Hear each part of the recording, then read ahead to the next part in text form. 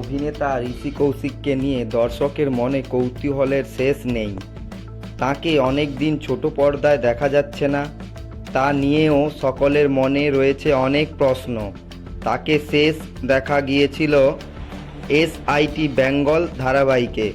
তারপরে বেশ কয়েক মাস কেটে গিয়েছে তিনি ছোট পর্দা থেকে দূরে। এখন কি ভ্রমণেই বেশি মন দিয়েছেন তিনি? নায়কের স্পষ্ট জবাব, ওগুলো বড়লোকি ভাষা। ট্রাভেল, ভ্রমণ, যাই বলুন, তার জন্য টাকা লাগে। সেসব নয়, আমার সময় কেটে যায়। আসামে গিয়েছিলাম, সেখান থেকে অরুণাচল প্রদেশে গিয়েছিলাম। এছাড়াও সময় কেটে যায়, জিমে যাই, বন্ধুদের সঙ্গে আড্ডাও রয়েছে। তাহলে তিনি কি ধারাবাহিকে এই মুহূর্তে অভিনয় করবেন না? নিশ্চয়ই একের পর এক সুযোগ আসছে, অভিনেতা বললেন।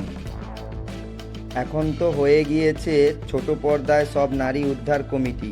মেয়েটি দশভুজা আর বাকিরা ফুলদানি হয়ে দাঁড়িয়ে আছে। আর তাছাড়া বিনোদনের এখন অনেক মাধ্যম রয়েছে, রিল দেখেই তো কেটে যাচ্ছে। এই জন্যই কি রাজি হচ্ছেন না অভিনেতা?